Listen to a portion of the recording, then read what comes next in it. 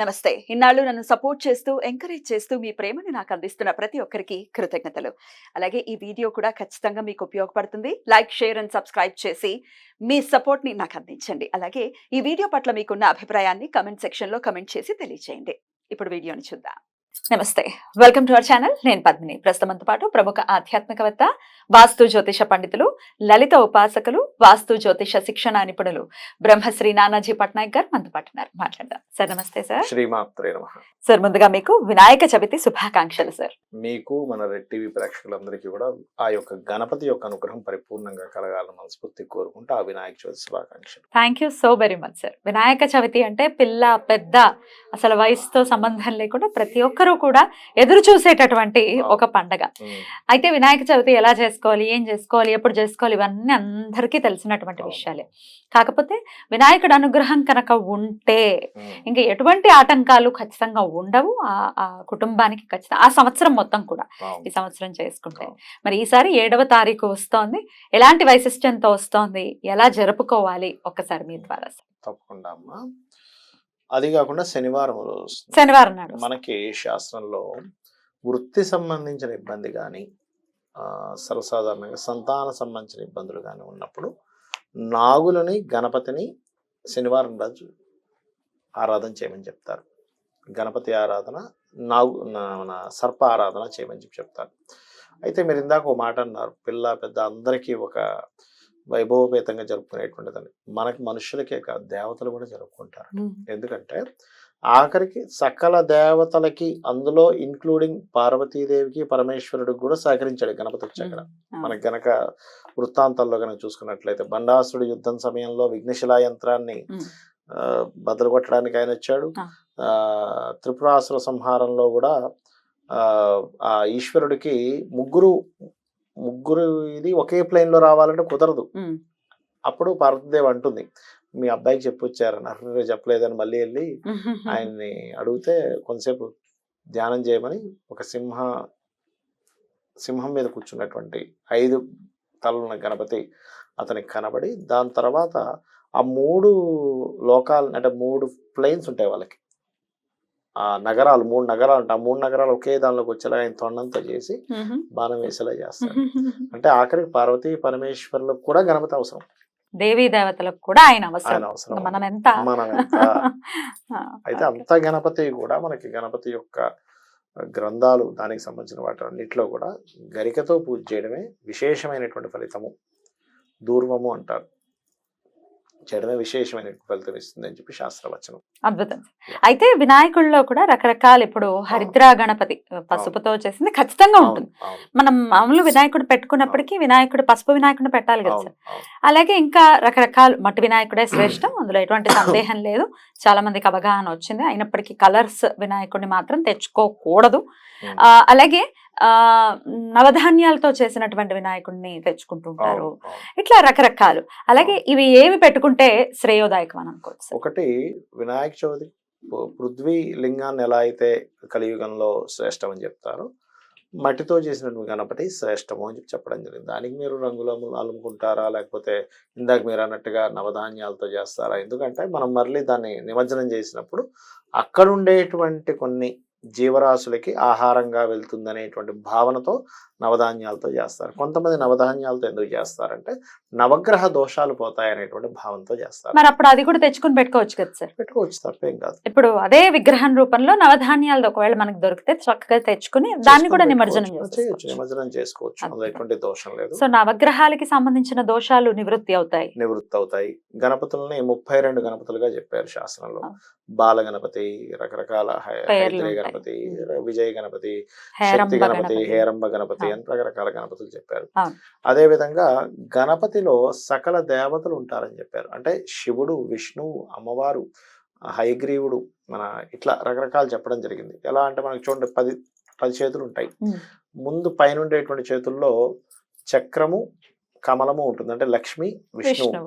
దాని తర్వాత దాని కింద ఉండేటువంటి చేతుల్లో ఒకవైపు త్రిశూలం, ఒకవైపు అంకుశం ఉంటుంది, అమ్మవారు, శివుడు. దాని తర్వాత కనుక చూసుకున్నట్లయితే మీకు నాగలి మరియు అదే విధంగా ధాన్యము ఉంటుంది, అంటే వరాహస్వామి, భూదేవి. అలా అందరూ అందరూ ఉంటారు. కలగలిపినటువంటి మన్మధుడు స్వరూపం. చెరకు విల్లు, అలాగే విధంగా నల్ల కలువలు ఉంటాయి. అంటే ఉమ్, మన్మధుడు ఆ ఉమ్. యొక్క తన భార్య రతీదేవి. రతీదేవి. అదే విధంగా మనకి దాని తర్వాత కింద ఒక దంతము, సిద్ధి బుద్ధి సంబంధించినటువంటి ఐది పాత్ర అది ఉంటుంది. అంటే ఏమిటి అతను, అంటే సకల పంచాయతనం మొత్తం అతనే ఆయన చెప్పడం జరిగింది ఆయన శాస్త్రంలో. ఆయన అద్భుతం చెప్పడం జరిగింది. అద్భుతం. అయితే ఇందులో ఎవరికైనా బాగా ఎక్కువగా గనక ఆటంకాలు కలిగేటప్పుడు ఓం వక్రతుండాయ నమః అని చెప్పి చేసుకోమని చెప్పింది శాస్త్రం. ఉమ్, ఉమ్. అలా చేసుకున్నా ఉమ్. కూడా ఆటంకాలు తొలగిపోతాయి. ఆటంకాలు తొలగుతాయి. ఈ తొండ ఉండేటటువంటి విధానం కూడా ఉమ్. రైట్ సైడ్ ఉంటే ఒకలాగా, లెఫ్ట్ సైడ్ ఉంటే ఒకలాగా ఒకలాగా, అని చెప్తూ ఉంటారు. అవును. ఎటు ఉంది ఏది దానికి. సరే అంటే ఏది సరే. ఒకటమ్మా, కొన్ని వీటిల్లో కొన్ని చెప్పారు. అంటే ఎట్లాగా రైట్ సైడ్ ఉంటే కొన్ని విషయాలకు మంచిది, లెఫ్ట్ సైడ్ ఉంటే కొన్ని విషయాలకు మంచిది.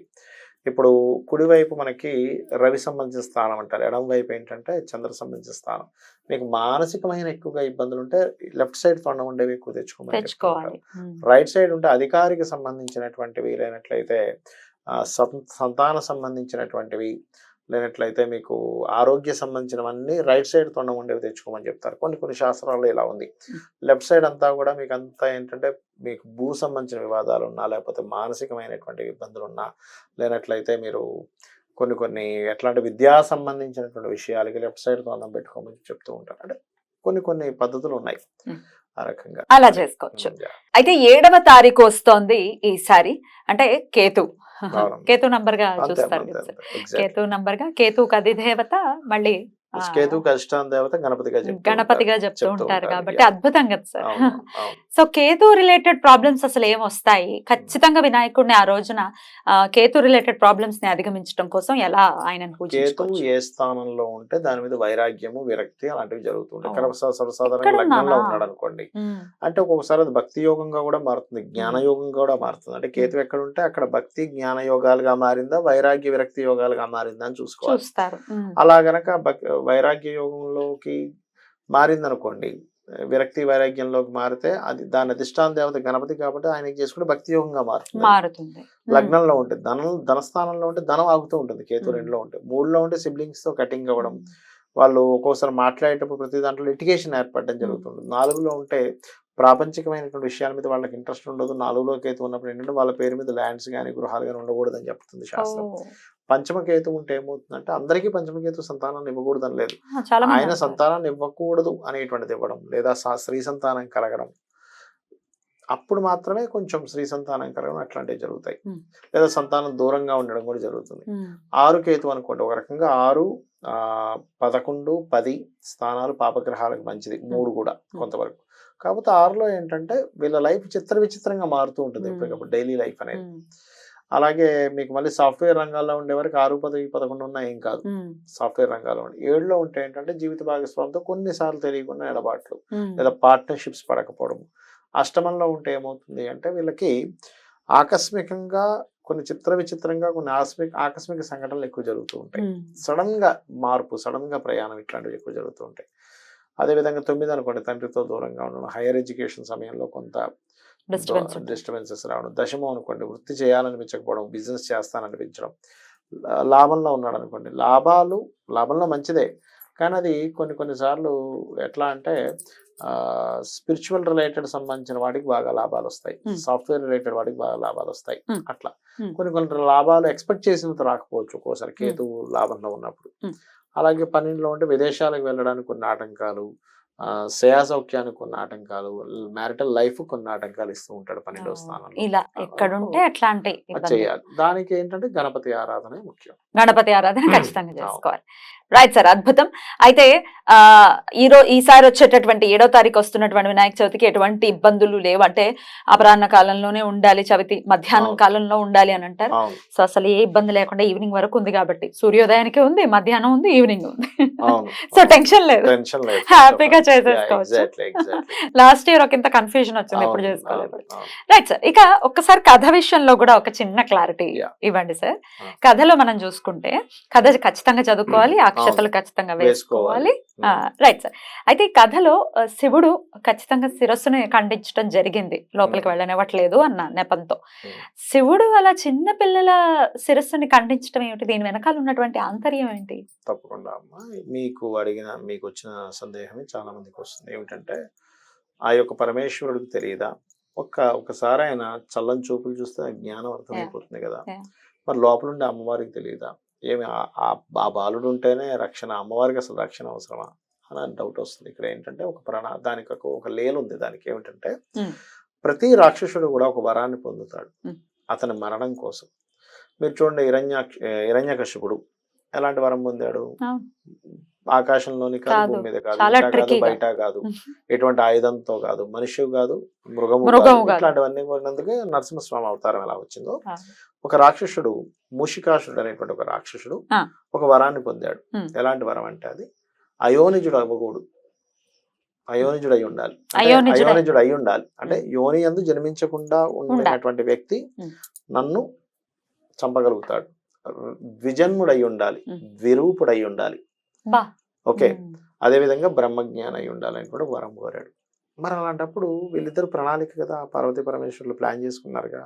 ఫస్ట్ చక్కగా నలుగు పిండితో శిశువుని తయారు చేసింది. ఆ శివుడు వచ్చి ఫస్ట్ ఆ శిరస్సు ఖండించాలి, ఒక జన్మ అయిపోవాలి. రెండో జన్మ ఇవ్వాలి. మళ్ళీ అలాగా 8 ఎందుకు పెట్టాలండి? ఇంకోటి పెట్టచ్చు, పులో సింహం మంచిదే పెట్టచ్చు కదా అంటే, అక్కడ శివుడు ఎక్కడి నుంచి వచ్చాడు అంటే గజాసురుడి సంహారం జరిగింది అక్కడ. అతను లోపల పెట్టేసుకున్నాడు గజాసురుడు. ఈ విష్ణువు వీళ్ళందరూ వెళ్ళి అక్కడ ప్రోగ్రామ్ లా చేసి ఆ నందితోని పొట్టలో పడిపించి ఈశ్వరుని బయటికి తీశారు కదా. అప్పుడు ఆ గజాసురుడు ఒక వరం కోరుతాడు. ఏంటంటే, స్వామి నేను నీ భక్తుణ్ణి కాబట్టి నా యొక్క శిరస్సు 3 లోకాలు పూజింపజేలాగా ఉండాలి అని. అందుకని ఏం చేస్తాడంటే ఆ శిరస్సును తీసుకొచ్చి ఇక్కడ పెడతాడు. విరూపుడు అయ్యాడుగా, ఇక్కడ అయోనిజుడు అయ్యాడు, ద్విజన్ముడు అయ్యాడు, విరూపుడు అయ్యాడు, అతను బ్రహ్మజ్ఞాని. ఆ 4 క్వాలిటీస్ ఉన్నాయి కాబట్టి ఆయన సంహరించడానికి దీని వెనకాల ఇంత లీల ఉంది. ఏదో ఆయన బిడ్డనే ఆయన చంపేశాడనో లేకపోతే కాపాడుకోలేకపోయారు, ఇట్లా రకరకాలుగా వాగుతారు కదా. బోల్డ్ అంత లీలలు బోల్డ్ అని ఉంటాయి. Right sir. సో ఖచ్చితంగా వినాయకుడిని కొలుచుకుని తీరాలి. అయితే నీలాప నిందలు వస్తాయి ఒకవేళ కథ చదవకపోతే. శ్రీకృష్ణుడికి కూడా ఆ నీలాప నిందలు తప్పలేదు. అయితే కథ చదువుకోకపోతే మరి నీలాప నిందలు వస్తాయండి అని అంటున్నారు. మరి మాకు ఏటి సూతకంలో ఉన్నాము, మేము ఆబ్వియస్ గా పండగ చేసుకోకూడదు కాబట్టి మరి మాకు వస్తాయా అంటే దానికి ఏంటి సార్ ఆన్సర్? కథ చదువుకోవడానికి సూతకానికి సంబంధం లేదు, కథ వినుకోవచ్చు, చదువుకోవచ్చు, సంబంధం ఏం లేదు. అంటే ఈ మండపాల్లో ఉంటాయి కదా, అక్కడికి వెళ్ళి వినొచ్చు, తప్పేం కాదు, వినొచ్చు. గుడికి వెళ్ళొచ్చు కదా, 11వ రోజు తర్వాత మామూలుగా కథ వినొచ్చు, కథకేం సంబంధం లేదు. నువ్వు భగవత్ నామస్మరణ మనసులో చేసుకోవచ్చు అని చెప్తుందిగా శాస్త్రం. కథ వినొచ్చు. ఇంకోటి ఏంటంటే చాలా మందికి తెలియని విషయం ఏంటంటే అప్పుడే గణపతి జనించాడు అనుకుంటారు. కాదు, పార్వతీ పరమేశ్వరుడు కళ్యాణానికి కూడా ముందు గణపతి పూజ చేశారు. అంటే గణపతి ఎప్పటి నుంచో ఉన్నాడు. విష్ణువే సాక్షాత్ గణపతి అని చెప్తుంది శాస్త్రం. విష్ణు ఒకసారి అమ్మవారిని పార్వతీదేవిని చూసి నేను నీ కడుపును పుడితే బాగుంది అనుకున్నాడు. నీ కోరిక ఫలిస్తుందని ఇద్దరుగా నువ్వు పుడతావని సుబ్రహ్మణ్య స్వామి గణపతిగా కూడా పుట్టించింది అంటారు. 32 అవతారాలు ఆయనవి, రకరకాల అవతారాల్లో, రకరకాల మార్గాల్లో, రకరకాలుగా గణపతి భూమి మీదకి వచ్చాడు. ఇది తెలుసుకోవాలి. బ్యూటిఫుల్ సార్, చాలా అద్భుతంగా వివరించారు సార్.